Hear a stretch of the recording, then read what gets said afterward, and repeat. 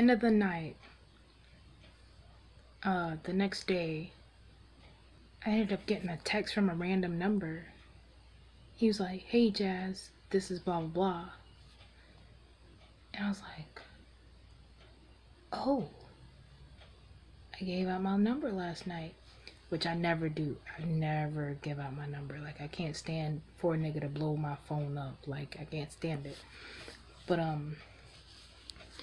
yeah. Um that was the night we met, and it was probably one of the best nights I've ever had in my life. Like, it was so fun. It was so turned. Like, basically kind of did shit I never did before, and it wasn't, nothing sexual was involved. That's what made it kind of like like a highlight of my life. Like, it was pretty cool. I mean, there was some dancing and stuff. There wasn't any kissing. Well, old dude it was, but it was mediocre as fuck. But yeah, it was so fun just to sit there and like have a conversation with someone, and to like be mad chill with someone. And it was dope. Like, I can't even front. It was mad dope. Like, actually talking about some real shit, because after he texted me that one time, he made plans to chill, and we chilled, and it was mad cool. Like, I had some of the realest conversations with him, like, before all the bullshit and all the other bitches, and it was cool. It just kind of sucks that we don't have that now, and he's not nearly the same person he used to be when we first met. I don't know if there was an alternative motive or not, but it is what it is. Like, I think that I should just like give it up, but y'all know the stories behind why I'm still hanging on. But I really think that I should just give it up and just move on with my life, and just not even worry about a nigga, which I don't usually worry about a nigga, but he's probably like the only one in the past year and a half that I actually like keep in touch with and shit. Like, make an effort to keep in touch with, like make an effort to see. Like, well, I don't even make an effort to see him anymore. He makes an effort to come see me. So, I mean, the company is cool. Like, the vibe is okay sometimes. Like, but after all the bullshit and like all the unnecessary, it's like my heart is still in it, but not like it was in it before. Like, if I were to be completely honest, my heart is like 50% in it. So like half and half. Like, I still love him, and I still like want to deck him in his shit. Like, that's how he's annoying as fuck sometimes. That's how I feel. Like, I feel like sometimes I see a glimpse of the person that I used to fuck with when we first met, compared to this egotistical asshole now. Like,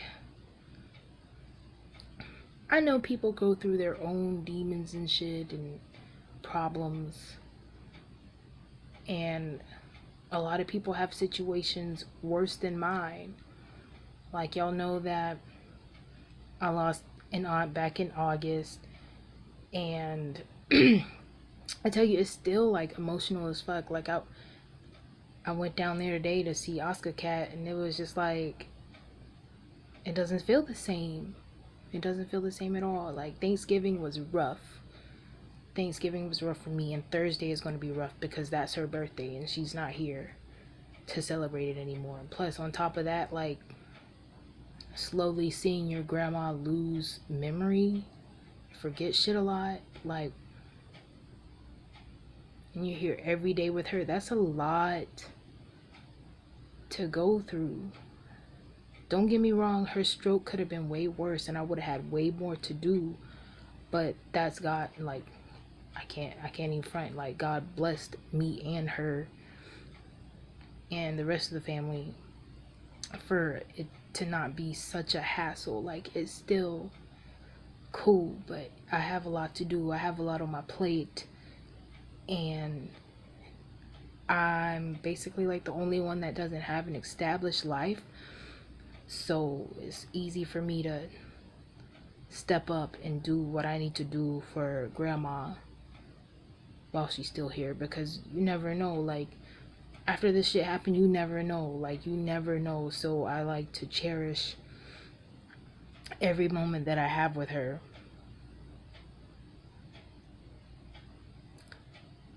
because you just never know.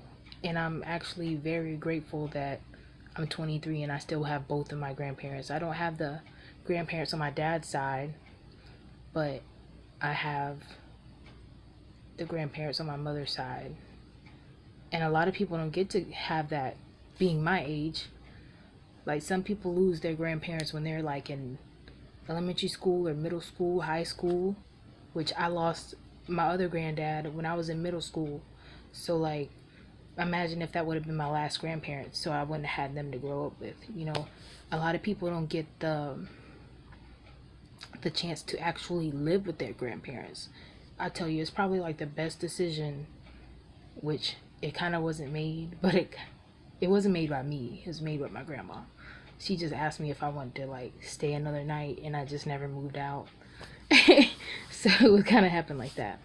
So yeah, it's probably like one of the best things I've ever could have done in life. Like, living with my grandparents is so great. Like, I can't even front. Like, they spoil me, even though I am 23 and I don't even kind of do something. I need to do something, but it's a blessing, like, to have my grandparents. Yeah. But yeah, that's that story. I know I kind of went off on a tangent, but yeah, wrap it up. Just like you should wrap up that thing, make sure he wraps it up, because you want to stay positive. But diseases, I'm gonna say that every fucking video, like, stay positive, positive vibes, like, try to make someone smile, like, you know what I'm saying, like, be on some positive ass shit. Except for diseases, wrap that shit up. Take birth control, because we ain't got time for babies. If you're trying to get a baby, that's a different story, but I ain't got time for babies. So yeah, just be safe out here in these streets. And yeah, man, I hope y'all enjoyed the videos, accidental videos. But I love y'all, and have a productive week. Yeah, bye.